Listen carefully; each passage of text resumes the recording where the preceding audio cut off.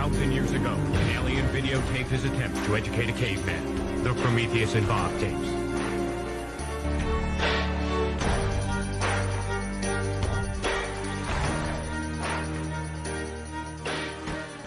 Hey, E!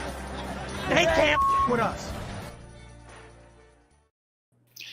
What's going on, ladies and gentlemen, boys and girls, Bills Mafia of all shapes, size, creeds, and whatever else they say. Welcome to Sunday in February. We are your hosts for tonight. I'm Justice General Rafford. That's my brother, Mike the Caveman Lisman. And bro, I'm not gonna lie to you.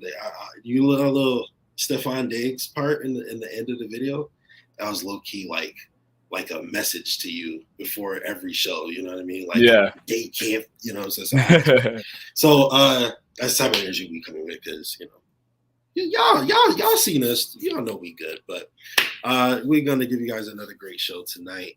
Coach is in the building. Less than 24 hours. In less than 24 hours, we will have seen Tyler Bass kick the ball to whomever. And the regular season will have started for the first time in my lifetime, or our lifetime. The Bills will be the first team playing.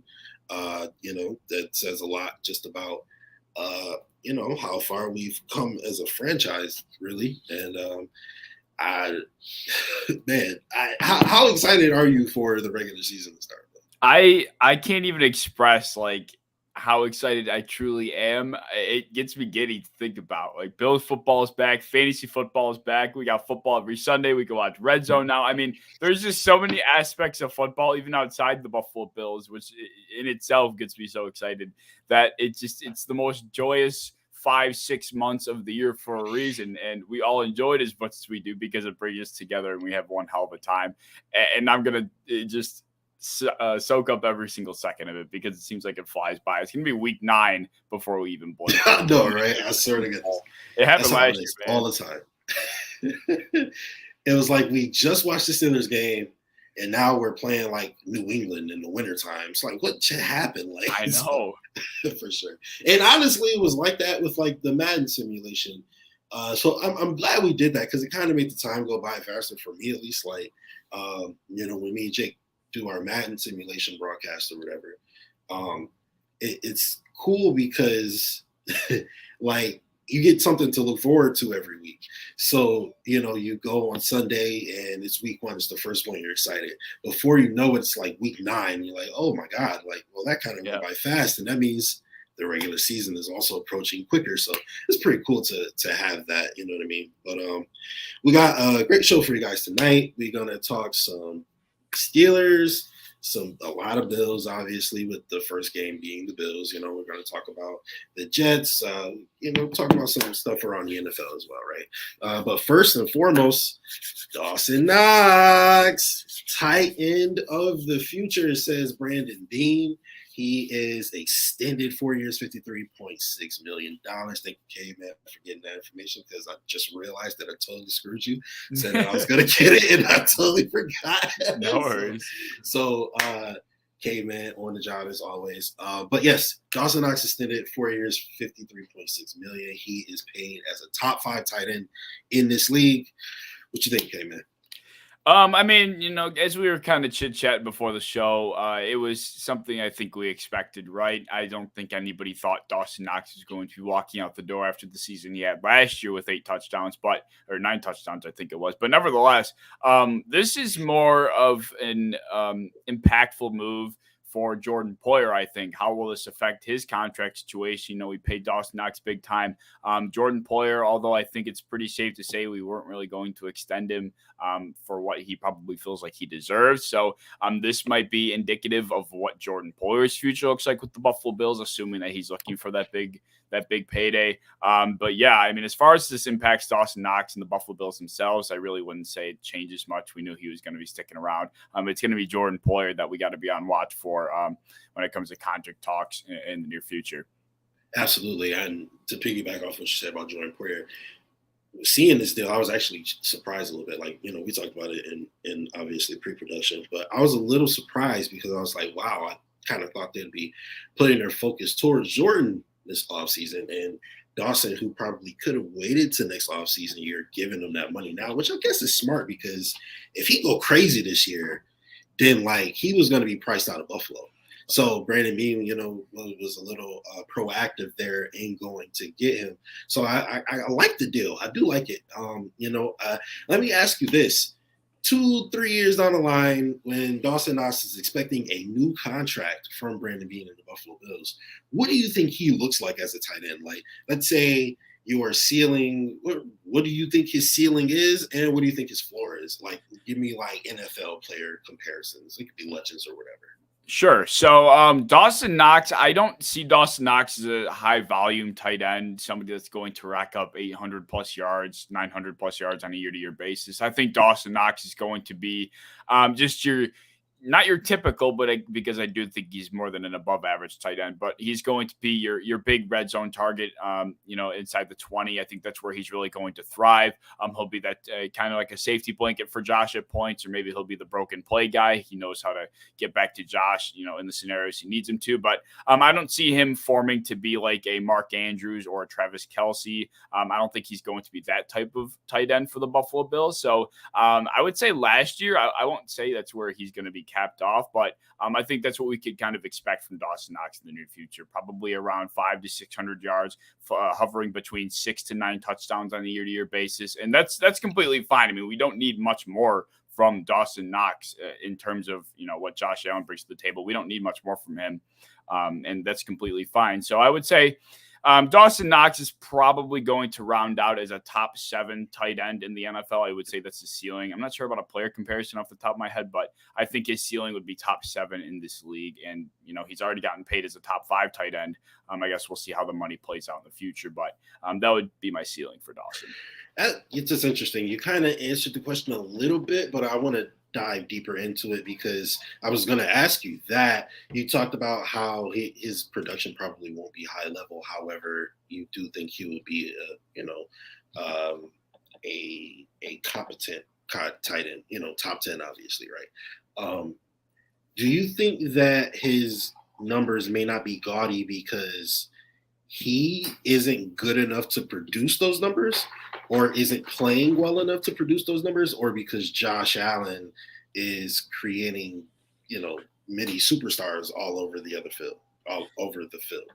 Yeah, I think Dawson Knox has proven that he can definitely take a large amount of volume if he really needed to. I mean, he was one of Josh's top targets throughout the early portion of last season. So I think he's proven he could take on a volume that's, more than the average tight end. But I just don't think we'll ever need him to play a role where on a week-to-week basis he'll be needing to eat up that kind of volume. I mean, Travis Kelce with the Kansas City Chiefs has been an integral staple to that franchise for the last, how many 8 years now, however long he's been there, right?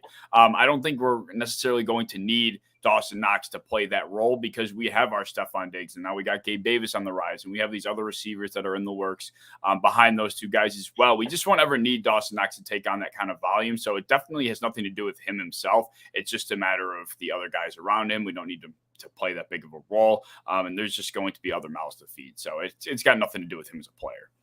All right, fair enough. That's pretty much how I feel about it, but, you pretty much verbalize my thoughts on a weekly basis. So, he told y'all exactly what I was going to say pretty much. All right, next up, we got Mitch Trubisky was named the captain of the team, so it was pretty safe to assume it was going to be a starting quarterback. He holds off rookie quarterback Kenny Pickett for now, at least. What do you think about him being the starter? Do you think it was the right move? Yeah, I 100% agree with this move. Obviously, we weren't there for training camp. We don't necessarily know how it went. But at the end of the day, I made this comparison last night on my show.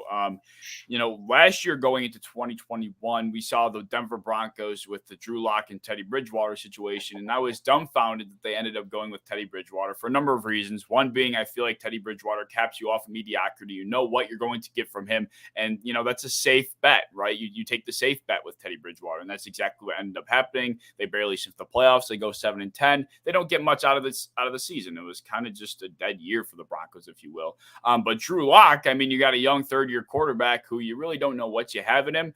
You might not have liked what you saw from him in camp, and that's obviously why Teddy probably won the job. But you play the young guy, and you have a ceiling that you just are unsure of where it gets capped off at. And I think you give yourself a better shot. You play Drew Lock for the first 5 or 6 weeks. You could be 5-1, or you could be 0-6. But you give him that opportunity, and then you can go to the veteran. Whereas they went with Teddy, and then you start Teddy. If he started to suck, and at points he really wasn't fantastic, you really can't just shift back to the younger guy. It just looks odd to shift back to Drew Lock. And that's what I kind of feel like would be happening with the Steelers if they started with Kenny Pickett. You start with Kenny Pickett. How do you go back to Mitch Trubisky after the rookie starts off with a 1-5 record and he's throwing for 150 yards per game? It's just not going to be something that works out in the long term for a team when you got a young and a veteran type of quarterback. And with that in mind, I do like the move a lot. And, Mitch Trubisky, I think, is going to be pretty damn solid behind an offensive line that is relatively young. But I just don't think Kenny Pickett starting in this conference, being one of the most talented that we've ever seen, would have fared very well for a guy that picked 20th overall. Yeah, absolutely. Because what you just said, you put a young guy in there maybe before they're ready, or maybe when it's unnecessary. When you have a guy who can do the job, is how you end up like the Dolphins, right? With the Tua Tagovailoa situation, obviously they have Ryan Fitzpatrick there winning football games, putting them in a position to make the postseason. And then they were just like in the middle of the season, we're going to start Tua now. Yeah. And it was like, what? Okay, and then they lose a couple games. I don't want to put it all on him, but, they put themselves in a position where they end up not making the playoffs because Ryan Fitzpatrick wasn't available at the end of the season to face the Buffalo Bills backup players. So you don't want to be, put yourself in that situation. So that, makes a ton of sense, obviously. And not only that, but it's really not necessary. Mitch Trubisky is plenty talented. He is plenty capable of doing what you need him to do, which is to manage the team. The Steelers don't need anything more than a team manager right now. They don't have maybe Kenny Pickett is their QB in the future, but I don't think it's necessary to throw him to the wolves, especially when you have someone like Mitch Trubisky there to fill that gap. A bridge quarterback, that's exactly what they do. They, form a bridge for the team while they get their main guy ready. So I think that, that makes a ton of sense. And of course, it's Mike Tomlin. So, he's a smart guy. He's one of the best coaches ever. But what do you think Steelers' record is going to be? Man, it's really hard because the Steelers, obviously Mike Tomlin has never had a losing record. They do have some very talented skill position players in Najee Harris, Chase Claypool. They have an undrafted free agent, Jaylen Warren, who won the backup job behind Najee. They seem to really like him. George Pickens, who they just drafted. Bad boy. Deontay Johnson, Pat Freiermuth, bad boy too. Yeah, they got a team. They got an offensive skill position group that definitely can ball out. It really does come down to the offensive line being able to block long enough for Mitch, being just a game manager at this point in his career, and that's really where this team is going to, where I think, struggle. And the defense is going to have to stop the run this year. I think they gave up on average like 160 something yards per game on the ground last year. If they can't change that, they're not going to have much success. It was a miracle they even somehow sniffed the 7th seed, giving up that many yards per game on the ground. And this year, I don't know. I just don't think it's going to happen. The division's too tough. The conference is too tough. I think this is the first losing season that Mike Tomlin has in his career. And I think I pinned them at 5-12, if I remember correctly. Ooh, 5-12. Yeah. So, well, for me, I would say Steelers' defense is always legitimate. And under Mike Tomlin, you can pretty much guarantee you're going to have a dominant defense. So I always give him a shot in that regard. And again, like you said, somehow he always finds his way into a winning season. Last year, we thought the Steelers were dog doo-doo. They beat us and made the playoffs. Or no, I don't think they made the playoffs, but they did have a winning season. I think they were 9-8, if I'm not mistaken. No, they made the playoffs. They made the play. Okay, right. Yeah. So even still, Ben Roethlisberger, absolutely garbage versus the Chiefs. Anyway, So I don't know. I don't know if I could go that low with them. I'm gonna say uh, I would say either 8 or 9 or 9 and 8. I don't Okay. want to give Mike Tomlin a losing season because he's never had one. So it doesn't even make sense for me. It doesn't even make sense to just put it on him this year just for the heck of it. When they could very well be 9 and 8. So I'm going to go with 9 and 8 just out of respect for Mike Tomlin and giving them the benefit of the doubt. However, before we move on, I do want to ask you about one more member of the Pittsburgh Steelers organization. That is Levi Wallace. What are you expecting from Levi Wallace this year in that? I mean, typically a dominant defense. So what are you expecting from them? Oh man, I'm trying to look up where he is on the depth chart right now. I think last I heard he was listed as the second corner. I'm trying to find it. I believe he probably will be second. Yeah, he's listed as the backup right corner. So it looks to be the third or fourth string corner, second string behind Cam Sutton. I mean, Who's the first string on the other side? So it's Cam Sutton, Akello Witherspoon, and then the second string for the left side is Arthur Mullet, and just a bunch of guys that are trying to make a name for themselves more than anything. That's Minka Fitzpatrick secondary, Terrell Edmonds. Those guys are really who hold it down back there the most. But Levi Wallace specifically, I don't think he'll play nearly as much of a role as he did here in Buffalo, just because I think they have more depth back there in terms of corner than we did, especially when Levi Wallace had to step up when Trey White went down. We didn't really have anybody else to step in, at least to the capacity that Levi Wallace had to. So I think for this season, I'm not expecting much other than just your typical Levi Wallace backup cornerback play, coming in when he has to. And, maybe he makes a good play here and there, maybe he makes a bad play, but it'll be interesting to see how he does. But I'm happy he was able to find a home. Yeah, I think it's interesting that he's third string there. I don't know. I expected him to go there and be a dog, but I guess we'll see. I'm not going to call anything. However, last question regarding Levi Wallace and the Steelers. Christian Benford, Kyrie Elam, Dane Jackson, obviously Tre'Davious White's number one. You got all these guys fighting for playing time and for a prominent role in the quarterback room this year. Where do you think Levi Wallace would be on our depth chart if he would stay? That's an interesting question. I was not a big Levi Wallace lover, especially to start the year. I started to come around when he, had the big shoes to fill. But I just really wasn't big on Levi. I think at this point, if Christian Benford is truthfully playing to the level that everyone's claiming he's playing to, we saw him in the preseason in camp. All we've been hearing is good news. I would like to think that Levi Wallace probably wouldn't have a spot. I don't know if we would have cut him, traded him, but I really don't think he would have had a spot in the secondary, to be honest. Oof, my boy wouldn't even make the team. No, I mean, yeah, fair enough. I think the talent is younger than him, and quite frankly, the ceiling is much higher on all three of those guys than Levi Wallace. So, yeah, I have to tend to agree with you there. All right, we're gonna move on to the New York Jets. They've had someone, obviously Zach Wilson is injured, a leg or a knee injury, right? Yep, knee injury. So Joe Flacco is the starting quarterback, and they play the Ravens in Week 1. Correct. So what do you think? You think Joe Flacco could pull it off versus his former team?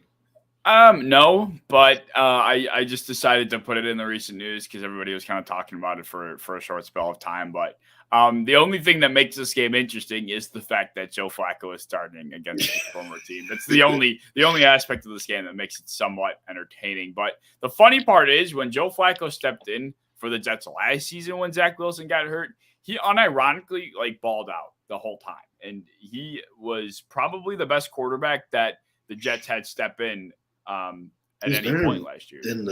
Than the legend of Mike White. Mike White had one good week, and then he followed it up with another disaster. So Mike White, if we're looking at it from an individual performance, ran into a buzzsaw. Yeah, he thought he should have been. What did he say? He thought he should have been the first round pick or the first overall. So, oh my God. Okay, Mike, relax. That was an interesting. He was feeling himself. That's an understatement for a guy that didn't he go undrafted? I think he went completely something undrafted. like either late or undrafted. Yeah. Yeah, but I mean, I think this will be. I mean, I hate to say it, but I think as of right now, Joe Flacco probably gives the Jets the best opportunity to win as many games as they possibly can this year. Obviously, that doesn't help for the long term. Joe Flacco is not going to be here forever, so you want Zach Wilson in there. You want him developing. You want him getting better for the future. But if we're looking at the QB room for what it is, I think Joe Flacco does give the Jets their best opportunity. And like I said, I don't think they're going to beat the Ravens, but I think it's going to be one hell of an entertaining game because of Joe Flacco himself. I'm going to take you guys back in time, right? It's 2018. Josh Allen is having not a great season, right? And we're playing the Bengals. And he's playing pretty decent. Not playing bad. There's obviously hot dumpster doo-doo garbage around him, so there's not much to work with, but he's not playing bad. And he lets a cork rip out of, oh my God, most beautiful throw over the middle to Kelvin Benjamin, right? Guy hits his elbow on the same play, and he has to sit out. And when he came back, he was better for it, to be completely honest. He was a better quarterback. He was visibly better. You could see that he had made progress. You could see that he was smarter, that he anticipated more, that he was able to do more than what he was previously able to do. So the reason I bring that up is because I feel like this may not be the worst thing in the world for Zach Wilson, right? You're sitting behind a Super Bowl winning quarterback. Like, I mean, whatever you feel about Joe Flacco, whether he's elite or he was never elite, guys. But whatever you feel about him, he went and he got it done. All right.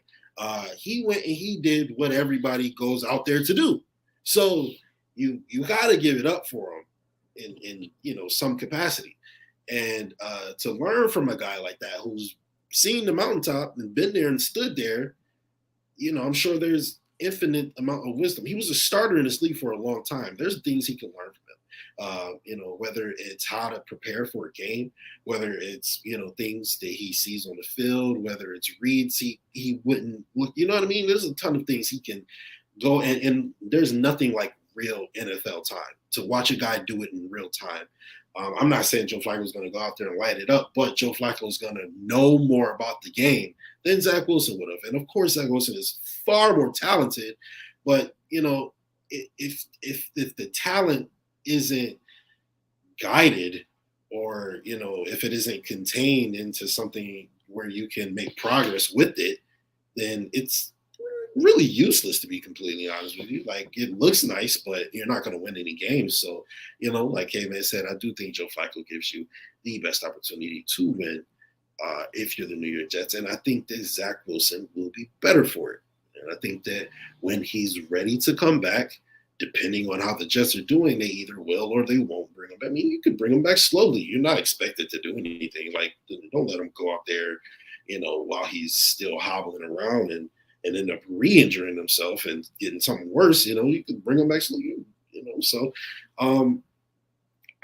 so pretty much what I just said, just about, I think that this is maybe not the worst thing in the world, and of course you never hope to see anybody get injured, but there's some blessings in disguise, if you will.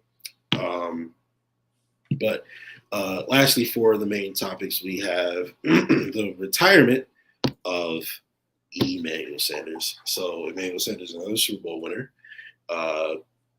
multiple Pro Bowls.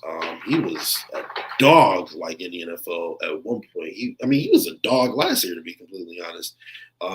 He definitely did a lot for us, and I think if he would have played the full season, he might have been his numbers, I mean, obviously would have looked better, but he retires. Did he retire as a Buffalo Bill?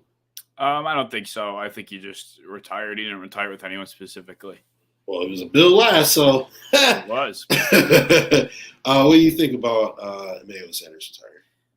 I mean, it was nice to see a guy that had such a long tenured career in the NFL come to Buffalo and, try and give us the best shot he could have to win. And, like you mentioned, he really was playing solid. He was playing an elite level at the early portion of the year. He was easily our second best receiver. And if it weren't for the knee injury that he was dealing with, they held him out a few games and then ultimately was pretty much capping his performance when he did come back. I mean, I really liked his game. I really liked what he provided. I think, I would say Gabe Davis probably had a lot to say about what Emmanuel Sanders was able to do for him inside the locker room. I mean, it's a lot of veteran prowess that he was surrounded by last season between Stephon Diggs and Gabe Davis, or Emmanuel Sanders. I'm sorry. So I'm sure he had a lot of different impacts on and off the field. And it was just nice to see a guy that, really had a very long, healthy career be able to go out, on his own decision, healthy, somebody that had a great career. Yeah, absolutely. I share the same sentiments. And, you see him on Good Morning Football. He looks comfortable, So I hope he does have a career in TV or something like that because, he's a great guy. And I wouldn't hate seeing him on TV, So shout out to Emmanuel Sanders. Great career, definitely. Nothing, a ton to be, proud of. He did a lot in this league. He was a very good player. So, yeah, shout out to Emmanuel Sanders. And next up, we got our questions. So I don't know if you want to start or you want me to start. I'll start. I'll kick it off with the first question. So, this one might eat up a little bit of time, but nevertheless, still want to get your opinions. Who wins each division in the NFL this year? Who are your division winner predictions? In the FL division winner. So I'm just going to go chronological order. Yeah. Of course. Or anyway, I'm going to start AFC East. And obviously the Buffalo Bills.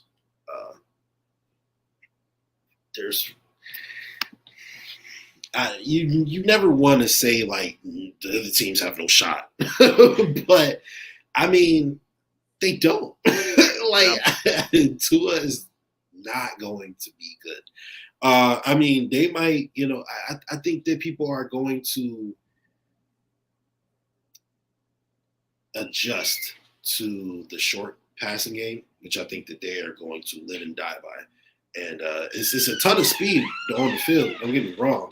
So I just think that teams are going to adjust and maybe figure out ways to make him uncomfortable. And I think they're the only threat. And then I think the Jets will be third. And I think Patriots going to be dead last, to be completely honest. So I don't really think either of them are threats. So I'm going to say the Buffalo Bills there in the AFC East and the AFC North. This one's a little tricky. Well, Holder, do you want to give your opinions as well? Yeah, sure. So I'll go through it. Okay. So I have the Bills. I feel like if you're taking anyone other than the Bills, you're just trying extremely hard to be different for some odd reason. It's like attention grabbing to say anybody other than the Bills in the AFC East at this point. I mean, they're the damn Super Bowl favorites in every single metric possible by every single national media outlet. I mean, they're literally the Super Bowl favorites. To say that they're not favored to win their own damn division against three other pretty lackluster teams, well, I'll give some credit to Miami, but against three teams that just don't stack up, that's just attention grabbing. So the Buffalo Bills for the East. For the North, I give it to the Ravens. I think they're going to be on a revenge tour this year. I think Lamar is going to have a fantastic season coming off of the injury. I think he's going to be looking to really show everybody that he's back. Like last year was just a fluke. It was because of an injury. He could throw the ball. He could run the ball. Lamar's going to do what Lamar's going to do. So I got the Ravens in the North. In the South, I have the Colts. They don't have much competition. The Titans definitely took a step backward. Jonathan Taylor led by their run game. They got Matt Ryan back there. A lot to like about the Colts, so I'm taking them in the South. In the what have I got? West, the AFC West. I do have the Chargers winning it. I think the Chiefs do have an opportunity to take it home, but the Chargers I do have coming out on top just because they're the most talented roster. I think probably in, I don't want to say the AFC because I think the Bills do stack up, but they certainly are up there in terms of star-studded talent. So I'm going to give that to the Chargers. It's their division to lose. And then for the NFC, I have in the NFC North, I do still have the Packers taking it despite losing Devontae Adams. For the South, I have the New Orleans Saints taking it over the Tampa Bay Buccaneers. The East, I have the Eagles. I think they have the most well-rounded roster in the NFL. There's really no holes. There's really no positional group I look at and think, wow, they're lacking in that area. They don't have that. So I like the Eagles in the East. And then for the West, I have the Rams. I think I took the Rams actually. So yeah, those are my division winners. I actually parlayed it in a slip today, and I mean it's not gonna hit. Somebody's gonna ruin it, but who knows? I feel like it's a little bit easier to predict division winners. I mean, half of them are damn near locks. I mean, the Bills are gonna win it. I think that's a for sure lock. I would say the Colts are probably a lock. I think the Eagles are a lock. I think there's a few locks to make it easy. But yeah, those are my 8 division winners. See, I thought we were gonna go one by one, but it's cool. So I'm gonna just run through these quickly. I'm gonna have a couple shockers in here. Okay, all right. So AFC East, of course, is the Buffalo Bills. AFC North, I have to agree with you. I think Lamar Jackson is a top 5, 6-ish quarterback in this league, and I think that they will win the North. I will say, I think the Steelers are the second best team in that division. I'll say that they also have a shot to win that division, and I'll say nothing more. AFC South, I'm going to go with the Jaguars. Oh, my God. I'm going to go with the Jaguars. That is wild. I'm going to go with the Jaguars, all right? All right. All right. The Colts. The Colts have a great roster. They have a MVP or former MVP, Super Bowl winning caliber. You cracked yourself up with that one. Yo, 28-3 is crazy. Oh my God, that's so crazy. That's sick. It's funny. The Rams game we played a couple years ago was 28-3, and then they came back, but we still won that game. All right, so the Colts are good, and I think they even have a way better quarterback than what they had before. It's going to help them do what they want to do. I just need to see it again before I'm confident to say that they just going to run away with it. Because I don't know. I got to see it again. I think that Jonathan Taylor's amazing. I just got to see it again. Which is, fine. I don't have any problem conceding to them because, like I said, I do think they have a great roster on paper. I just need to see it on the field. And I don't think the Titans are going to be good. I think the Texans are going to be better than the Titans. I think that team is imploding. They got rid of A.J. Brown. They brought in a quarterback, and now the starting quarterback is being a little baby and not playing well. And you lost your best receiver. So now they're going to put like 8, 9 people in the box to stop that one Goliath that you have. And I was talking about this with Jake. Derrick Henry, look, I'm not taking nothing away from Derrick Henry. He's an amazing running back, maybe the best in the league. His big runs really help his average. That's all I'm saying. If you can stop him from getting big runs, then you could probably have a pretty good shot at winning the game. Just to be completely honest with you. Okay. So Jaguars in the South, AFC West. I'm going to go with. I think this may be an unpopular opinion. Actually, I think Russell Wilson is the best quarterback in that division. And I need, I'm intrigued to see Patrick Mahomes this season without Tyreek Hill. Of course, Patrick Mahomes on paper is better than Russell Wilson. Yes, I get it. I don't know. Some in me can't quit Russ. So I'm gonna go with the Broncos there. I don't have I can't see your face and how shocked you are when I say these things because I have the other screen up. But all right, NFC East, I agree with you. Philadelphia Eagles, they look really, really, really good. Which is kind of wild because they have maybe the worst quarterback in that division. So I'm rooting for Jalen Hurts. I hope that he does well, but objectively looking at it, Dak is definitely better. I like Daniel Jones. I think that he has a lot of talent. He just doesn't translate sometimes. And Carson Wentz, his is purely mental. Like if he could get whatever it is out of his head that's in his head, he'd be a good quarterback. So I'm going to go with the Eagles there. NFC North, Green Bay. I don't think there's going to be any shockers there. I don't think the Packers will be really good this year. I think they might squeak away 10 or 11 wins, but I don't think anybody else in that division is better. NFC South, I'm going to go with the Saints. Bump that. I'm going with the Falcons. Hot takes. Come on, Hot bro. takes. I'm going with the Falcons. All right, okay? I kept my mouth shut long enough. This is getting out of pocket. See, You got- and I tell you why. You I'm got going the with Jags winning in the South. You got the Falcons winning the other South. I see, I don't know, like I feel the energy from these teams. Like I don't know. It just makes sense in my head. Like Travis Lawrence is going into a second season. Trevor Lawrence, excuse me, is going to a second season. You get Travis Etienne back. You know, you now have Walker, the guy they drafted. Trayvon Walker, yep. Trayvon Walker. You know, they have other talent. I mean, you signed Zay Jones and you gave Christian Kirk this nuts contract. You better do something with him, you know. So I think maybe they might, you know, I could see it. I could see it. It making a little sense. And then the Falcons.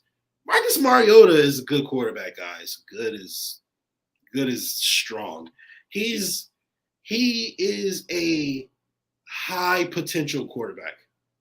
I'll say that. Marcus Mariota is a high potential quarterback. If he can put it all together, he could be a good quarterback. All right. Panthers, I don't believe in Baker. So Saints, I like Jameis. And this would have been my second pick, to be completely honest with you. I think they might come in second place. And the Bucks, it's bad juju around that team to me. I don't think they want to play together, and I think that's going to translate on the field. NFC West, look, man. Oh no, what's he gonna pull out for this? Look, man, the Seahawks. I was about to say, bro. I'm joking. Kyle Shanahan might be the best coach in the NFL right now. So wow, that guy is incredible. He is absolutely incredible. So I'm going to go with the 49ers there. And they're going to be my winners for that one. My boy Adam is in the building. He says, let's go, boys. Super Bowl season starts tomorrow. Where else would you rather be than right here, right now? Absolutely. He says the argument that Daboll was a beast is going to crash and burn. Dorsey is going to light up our offense and Giants will suffer. Okay. Before we move on, let's unpack this a little bit. What do you think about the Giants and you know, Joe Schoen and Brian Daboll and the whole shebang? I think the Giants are under great leadership at this point in time. I think there's a lot of factors that go into the team that they were left with. I mean, they were left with a franchise that was just in utter hell. They paid Kenny Galladay far too much money. The team is struggling in terms of injuries on a year-to-year basis. Like they weren't left with very much. They weren't left with a great cap situation. They're in a bad spot right now, and I think it's going to take a couple of years for the Giants to kind of dig themselves out of that hole. But I think Joe Schoen and Brian Daboll are the guys to do it. Whether or not they can get Daniel Jones head on straight is, I guess, another question. But they have a lot of talent. I mean, I almost look at their offensive skill position room on paper, at least, and it is above average, at least in my opinion. I think it's deep. I think they have some playmakers. Their offensive line is anchored down by two young offensive tackles and Evan Neal and Andrew Thomas. I mean, they have pieces and sprinkled talent all over that roster. So, like I said, I think it's just a matter of the management getting things on track. And within the next few years, I could see them being competitive again. But as of this season specifically, I think there's a lot that's just going against them. They're still trying to sort everything out, and they're gonna have a rough and very long year. But not because of Brian Dable. I think it's just going to be the nature of the beast with the Giants. I think that they might pull a Bills in the sense that the first year they could surprise some people, and then they might. Jesus Lord, that's loud. My God. Okay. Okay, it's going back up again. All right. Let's move on because we gotta put Caveman on the mic so I can mute myself. This is crazy. All right. Caveman, what rookie are you looking forward to watching this weekend? What rookie? This weekend, that means Sunday, Monday, not Thursday. Okay. What rookie am I just spin? Who am I looking forward to seeing this weekend? I am looking forward to seeing man, there's a lot of rookies I'm looking forward to seeing, man.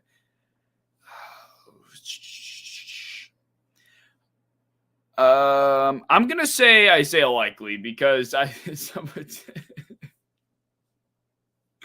gonna say Isaiah Likely. The tight end for the Ravens out of Coastal Carolina. He had a monster preseason. He was a big target for Tyler Huntley in the first few weeks of the preseason. So I do think he's going to have an early and often impact, especially because there's really no other pass catchers outside of Mark Andrews and Rashad Bateman. I think they're going to need somebody else to take the reins as the third target. J.K. Dobbins is still hurt. He's not going to be back for a few weeks. They're starting running back Gus Edwards, their backup running back. He's going to be missing the first few weeks. And now they're left with what I think is Mike Davis and Kenyon Drake. So I think they're going to be passing the ball a little bit more than you may expect.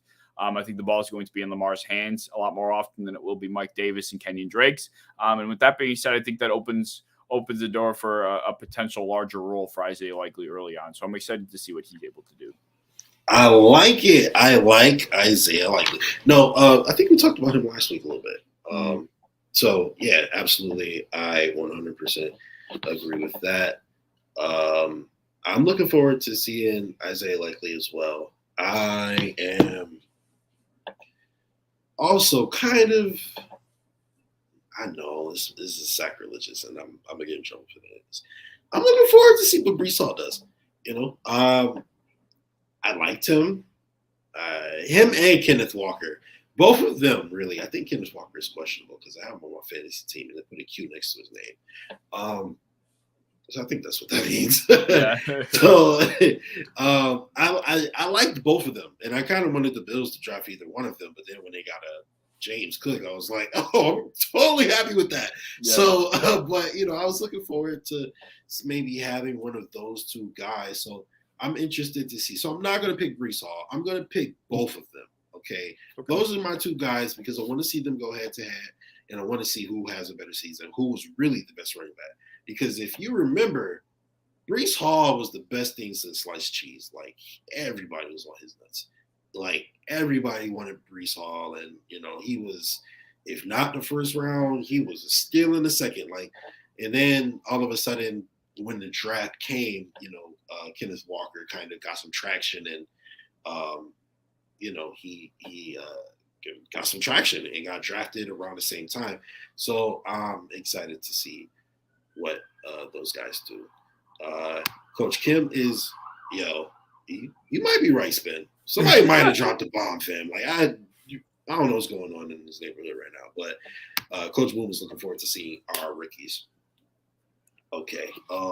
Caveman, your second question, what was that?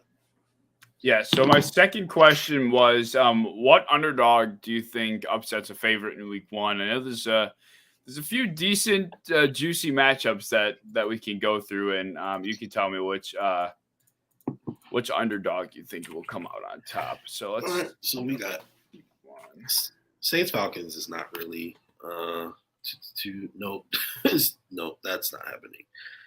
Ooh. Yeah, I got one. Okay. I will say I might be able to get you two. The Steelers are beating the Bengals. They might beat the brakes off the Bengals, if I'm being honest. Wow. Steelers are beating the Bengals. And I think the Cardinals have a shot at beating the Chiefs. Okay. I think I think the Cardinals have a better chance I'm of gonna mute beating the myself, Chiefs. guys. I'm so sorry, Mike. I don't know what's going on. You can't control it. It's all right. I think the Cardinals have a better chance of beating the Chiefs than the Steelers do of beating the Bengals.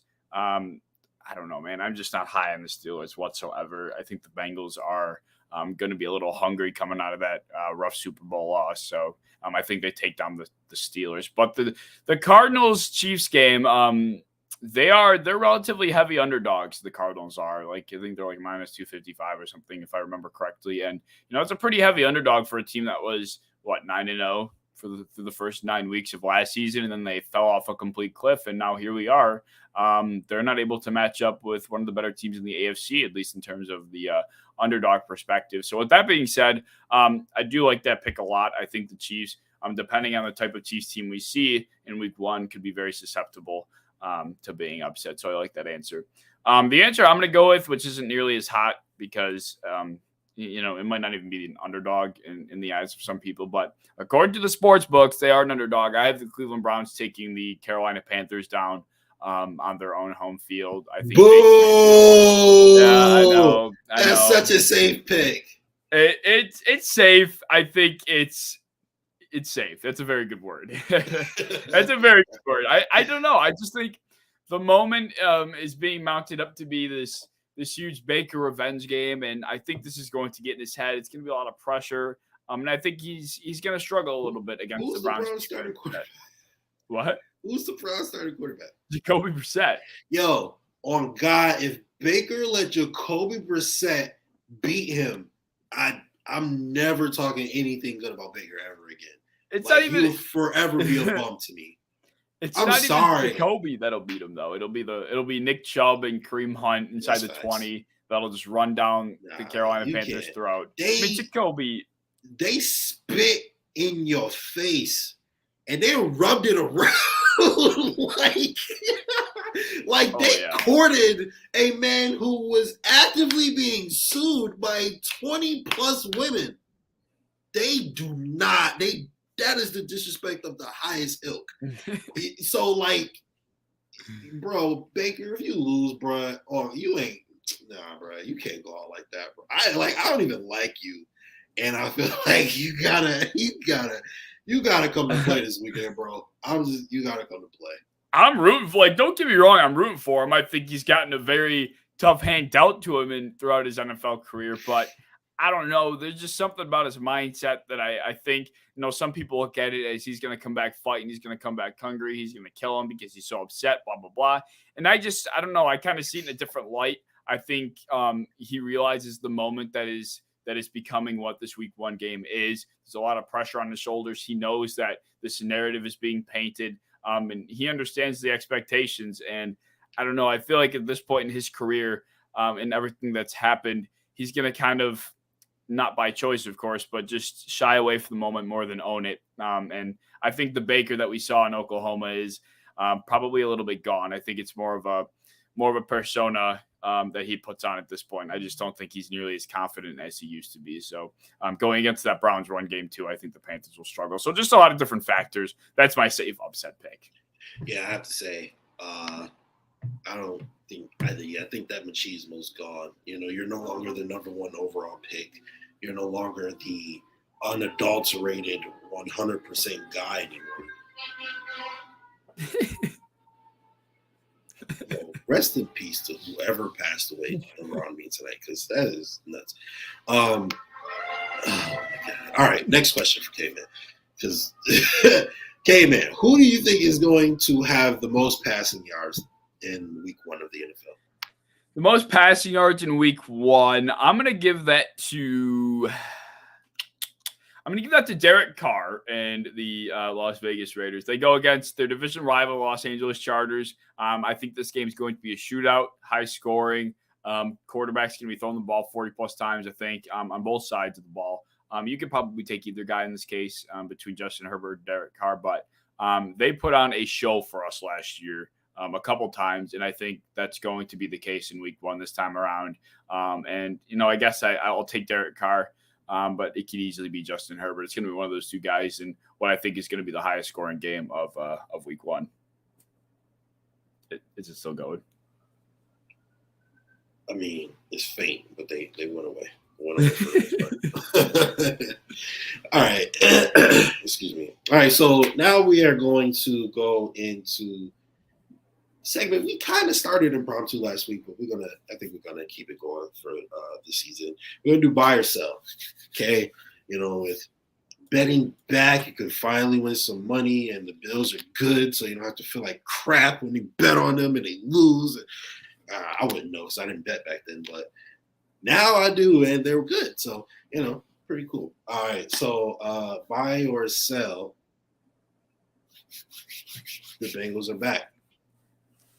I think I'm selling the Bengals. I don't think. I think you'll probably agree, right? There's just not much. For sure. Yeah, I know you agree. I don't know, man. The Bengals are just there's something about them, and the more because when I made my record prediction for them, and I was looking down the roster, and I started to talk about them out loud to myself, I'm like, you know what? Why am I so low on this team? Like, what is it? And I think it just came down to the fact that.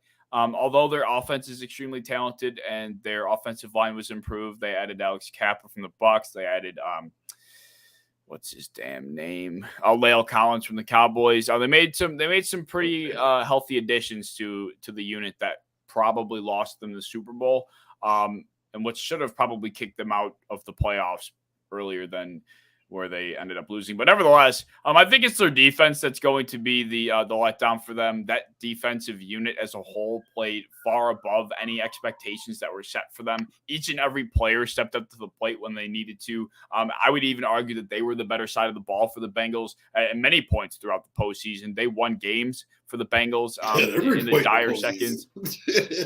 Yeah. I mean except for the first half of the AFC Championship game.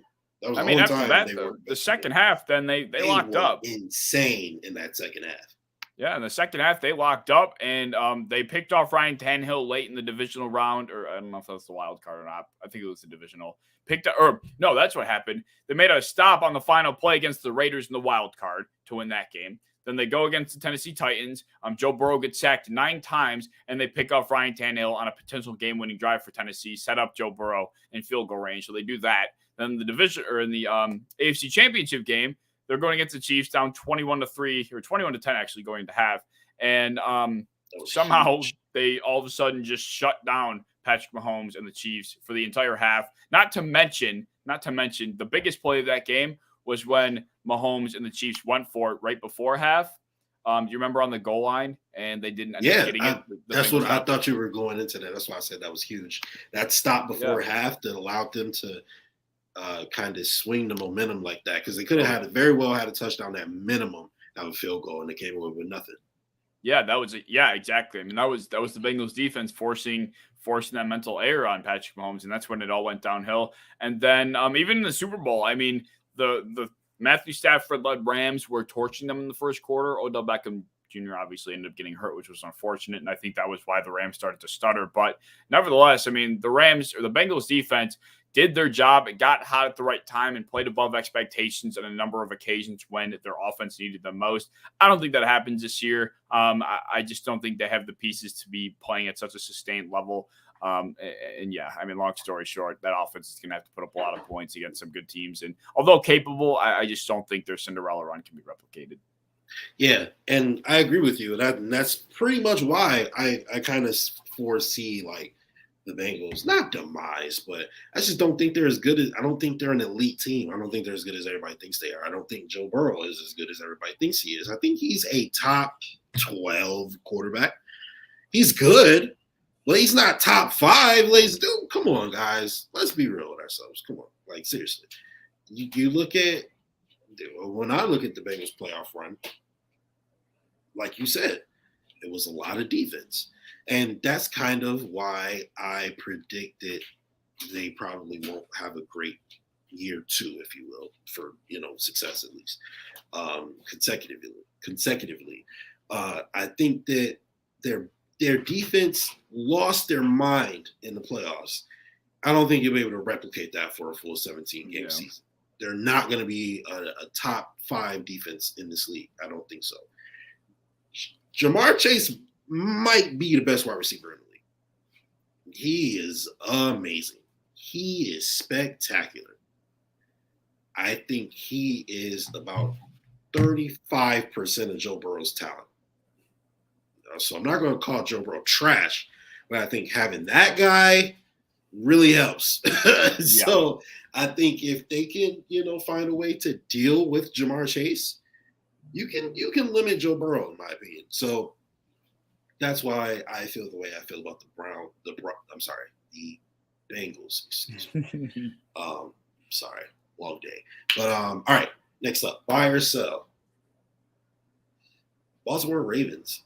No. Got a better one. Buy or sell. Lamar Jackson will be the highest paid quarterback in NFL history next offseason. Well, actually, I think there was a report that said there's an extension that's going to be done by Friday. So I think. Word? Now that you say that, I think that report did come out. So I think that will put him in probably top 3 quarterback money. I think, I don't know if he'll end up being highest paid. I can't imagine.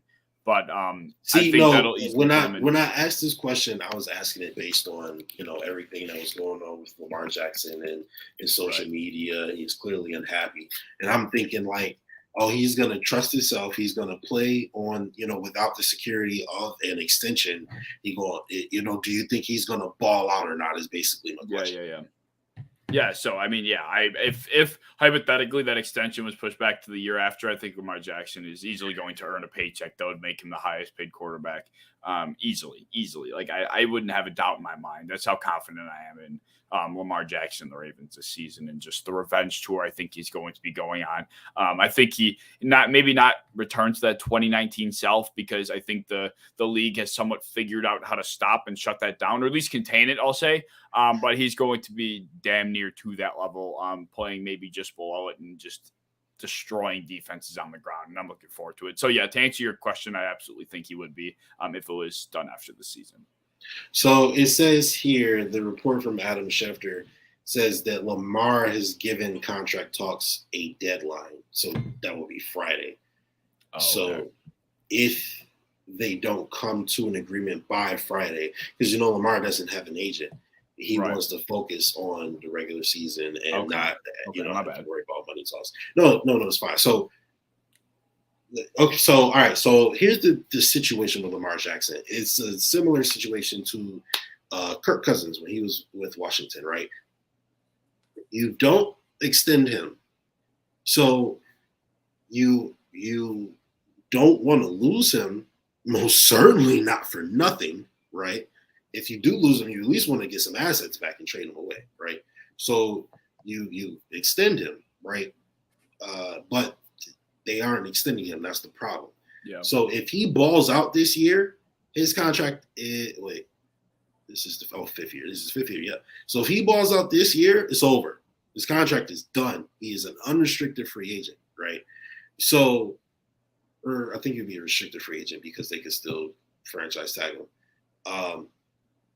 I could totally be getting that wrong, but I do know they could franchise tag him. So then if you franchise tag him, that sets up its own bag of worms. And then they could double franchise tag him, but then that sets up his own bag of worms. And if he just does not want to be in Baltimore anymore, whatever the case may be. So he basically, if he's able to ball out this year, he'll have all the leverage in the world. So that is essentially what I'm asking you. Buy or sell, Lamar Jackson balls out this year and is, let's say, top 7 quarterback in the league. I think I'm buying that. I think I'll get behind the Lamar Jackson train. Top 7. I mean, that is a little early or a little high, maybe, but I think if I'm gonna piggyback off my projection for him and how I think Lamar's season's going to go, I think it'll be safe to say he's at least in the conversation for top 7, if not unanimously top 7. So I'm buying that. See, now my opinion, I think that Lamar Jackson is top 5 talent, and I think that it is possible to make him one-dimensional, but I think that you're going to need a really, really, really good defense, and you're going to also need a little bit of luck, right? I like the playoff game, when Buffalo shut them down. It was windy as hell, and it's hard to throw in the wind if you're not Josh Allen. And, that made the Ravens one-dimensional. They already aren't the best passing team in the world. So then you put the wind against them, and they damn near can't do anything, right? Yeah. And, knowing that is, you stack the box, you're ready for whatever run is coming. And I think that's how they were able to contain Lamar that night. I think on a sunny day or in a dome or something, I think it's a lot harder to contain Lamar, and I don't know if anybody has like a specific way or a defense that could contain him to the point where he's ineffective or is I think Lamar might be the only one that can beat Lamar. So no, I got it. Yeah, so that is I like Lamar. I do. I think he's really talented. The way that people talk about like Lamar and Josh Allen is kind of crazy.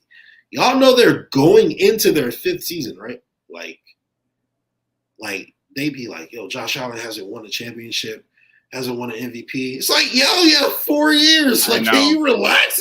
I don't get it. All right. But all right. Last by ourselves before we get into our spotlight players of the year that we're going to let you guys know who we pick. These are guys who we're going to be following throughout the season, tracking them week by week and, seeing how they're doing. I think we got 2 really good players. So buy or sell, Tom Brady retires at the end of this season. I'm selling that. I think Brady has some keep going? My God. He's what? He will keep going? I think he is. I think there's something I mean, I don't know. It's hard. It's so hard. I thought for sure he was going to be done when he actually retired this time around. I was completely fooled. I don't know. I'm going to sell it just because I think he wants to play somewhere else other than Tampa. And I think he wants to do that before his career ends, obviously. So he's going to try and give him himself the best opportunity to do so. That's a great point. So I don't know where it might be, whether it's Miami or Las Vegas. Who knows where he's going to try and run off to this season. He's already tried to run off 2 times now. But I think he's going to try and play somewhere else, before he retires. So I'm going to sell that one. All right, fair enough. All right, before we get into Spotlight, Spence said something interesting. He said Cleveland completely screwed over the Ravens with that Watson contract. Now, we know Cleveland screwed over everybody with that Watson contract. That might have been the stupidest contract in it. It might have been. It was the stupidest contract in NFL history. A team that is just in desperation mode when really they didn't need to be. Obviously, they gave Deshaun Watson in the midst of 20-plus women suing him $230. Hello? Can y'all? $230 million guaranteed. No matter what you touching that bread, like, I don't know. It's wild. So, what do you think that sets the parameters for Lamar's contract? If he were to ball out this season, they weren't able to get like a something, situated by Friday, right? Like, do you think that he would be able to go that route in terms of just being up there with so much guaranteed money, or the sheer number of, like, Patrick Million got $500 million, right? Patrick Million, not Patrick Mahomes got $500 million. Did I call Patrick Million? Yeah, you did. That's kind of cool. That's kind of fire, but we're never using that because F Patrick But do you think it's going to be more of a guaranteed dollars type of thing, or is going to be I want 400 and something million, etc.? I think it's going to be more of the Patrick Mahomes contract type route. I think Deshaun Watson's contract is a complete anomaly, although it's going to definitely help Lamar's case in terms of getting the amount of money he may request. But I don't think we're going to see a team give a quarterback that much guaranteed money for a little bit of time now. So yeah, I think it'll be more of like a Patrick Mahomes type of contract. Fair enough. Yeah, I hope that. No, I don't. I don't hope that. I was going to say I hope that the Watson contract is an anomaly. I don't hope that. I do want these guys to get paid what they're worth and to not have to worry about hitting so-and-so or, if they get injured, then, oh, well, I do want these guys to have their money. I just don't think Deshaun Watson should have been that guy to get that first contract, obviously, especially considering the circumstances. But, all right, look, guys, moment you've been waiting for. Dry mouth. The moment you guys have been waiting for. Spotlight players that me and K-Man are going to be following for this season. K-Man, why don't you give us yours first? Yeah, so my first player, we're calling this Eyes on Me. We're going to watch this player each and every week, like Justice already pretty much broke down. We're just going to kind of give an update on how they did, if they had an impact to any capacity, and just follow them throughout the year. I thought this would be a pretty cool idea, and we're off and running with it. So I'm taking Allen Robinson. He's a receiver that people have seemed to forget about. He was, I think, one of the most quarterback-proof wide receivers in the NFL up until he got hurt last year. He's a tremendous contested catch ball receiver.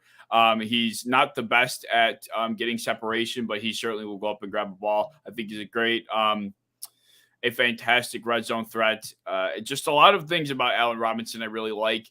He had 15 touchdowns with the Jacksonville Jaguars and Blake Bortles. I just think he's so quarterback proof. And now that he's playing with Matthew Stafford in the best offense that he's ever played in his career, it can only mean bigger and better things for the guy. And I've always loved the guy. I've always wanted to give him more respect for the career he's had and the shit end of the stick he's received. So with that being said, I really am hoping he balls out this year, and I'm going to go with Allen Robinson. And ironically enough, he's playing our Bills tomorrow night. So I'll hope he takes 1 week off and then he can start to ball out. But Allen Robinson is my guy. Week 2 until the Super Bowl, I'm going to be rooting for Allen Robinson. Until before the Super Bowl, I don't know if they'll be playing, but in case we do have to see them again later in the season, I'm rooting for Allen Robinson because, like you said, he played with nothing but booty quarterbacks, and it'll be cool to see him, with a high-level quarterback post week 1. So for my spotlight player, my guy who I have eyes on is Mr. Travis Etienne, the first-round pick of the Jacksonville Jaguars, second first-round pick of the Jacksonville Jaguars in 2021. And, of course, he tore his ACL last season after really having big expectations. Now, again, you never wish injury on any player, but some might call it a blessing in disguise. He was never, he wasn't, what's the word I'm looking for? Contaminated by Nick Saban. Oh, yeah. Or not Nick Saban. What was I heard Urban Meyer. Urban Meyer. He wasn't contaminated by Urban Meyer. He didn't kick him, or anything like that. So, he's coming back this season. I was really excited about Travis Etienne last season. I actually wanted the Bills to draft him. And yeah, I think that he's going to be a good player, and I'm excited to kind of watch his career take off. I'm a sucker for those running backs. Breece Hall, Kenneth Walker, and Travis Etienne. I am a sucker for those running backs. But I'm excited to see what he does this year. So, like Kevin said, we're going to be following these guys week by week and reminding you of how they are doing. So that is what Eyes on Me is. What do you think of Travis Etienne? I like Travis Etienne. I think he had like a ridiculous athletic score. I think he was one of the highest scores in that athletic scale in NFL history. The RAS. RAS or whatever it's called. He scored ridiculously high on that.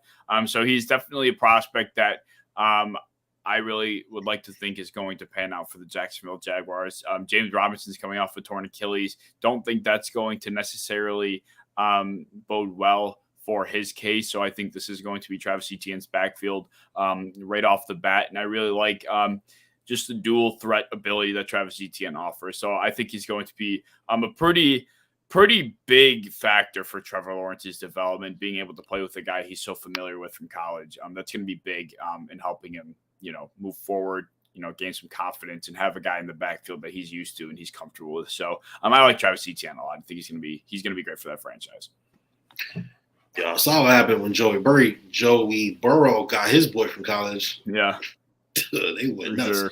And, Derek Carr got his boy from college, did Devontae Adams, and they're both already good players. So a lot of guys are re-teaming up. So that'll be interesting to see, how that works out for people this year. But did you have anything else you wanted to add, K-Man?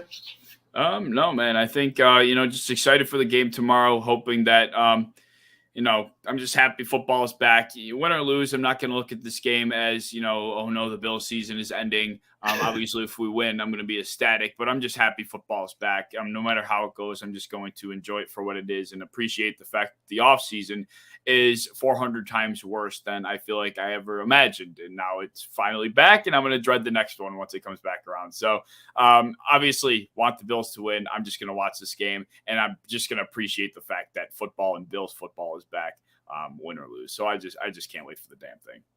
100%. Me either. I really do hope the Bills win because Sunday will be a lot more enjoyable if they do. Yeah, I'll tell you that. I'm not good at watching football when the Bills lose. But like last year, the Steelers won it. Boy, that was bad. Sad. I was sad. But yes, that's gonna do it for us tonight, ladies and gentlemen. This another great show. We're killing this Sunday in February.